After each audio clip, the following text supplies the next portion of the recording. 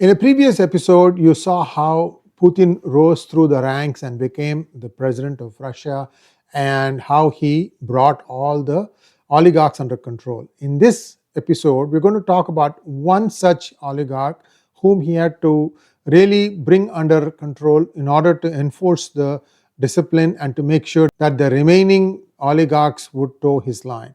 And we're going to talk about a company called Hermitage Capital. Bill Browder was the face behind it, and he is an American, but right now he resides in England. And perhaps he's one of those guys who could be thought of as a deep state person, because you will see how this person made money early when Russia was going through the turmoil of becoming privatizing its assets, and then how Putin stepped in and started enforcing control. A very interesting story through an infographic, and as always, a request to all of you to please like this video. Here we go. Who was Parashurama, who led a life of devotion, dedication, and daring? Why did he take birth on the earth? Was it to eradicate corrupt Kshatriya rulers who had become tyrannical and oppressive, or was it to bestow daya for the needy?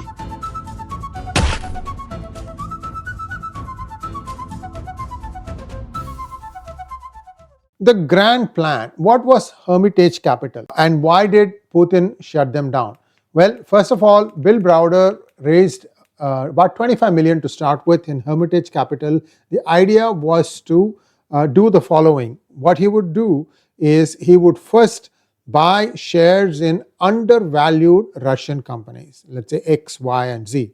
Then what he would then do is he would have someone investigate the companies that he bought to see if the management of that company committed any theft. And if there was something, then he would leak proof of that to the Western press. And that would force the cleanups. And this was promptly done by Putin, and that would clean up the company, and then the share price would go up and Hermitage would sell their share price for a profit. The period 1999 to 2003 was the golden era for Hermitage Capital, and the reason Putin allowed these people to make money was that he wanted to weaken the oligarchs who controlled these companies. The result was that Hermitage and Putin shared a common enemy. The fund grew to $4.5 billion in no time at all. If you look at the value here from 1996 to 2003, it had a miraculous rise to 4.5 billion. Then what happened? From 2003, there was a perceptible shift. From 2003 to 2005, there was a turning point. What Putin did was he arrested Russia's richest man, Mikhail Khodorkovsky of Yukos. The new reality was that he wanted to bring in the oligarchs under his thumb. So once he arrested the most powerful of them, then the remaining people became much more subservient to Putin. The state became the owner again.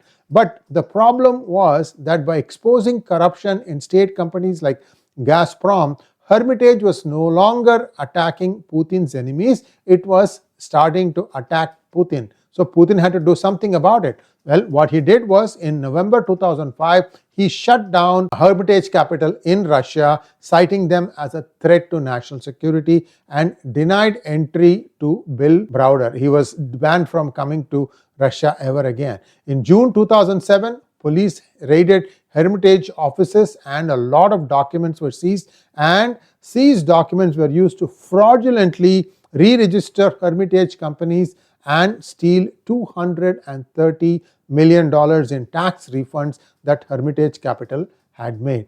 But in doing all this, they had, that is, Putin and his group had completely ensured that the oligarchs would succumb to him. And as things stand today, that is still the case. The oligarchs are completely subservient to Putin, and Putin sees everything and he rules it all. Until something happens, I think Putin for the foreseeable future would be in power in Russia. Thanks for watching. Please like, share and subscribe to our channel.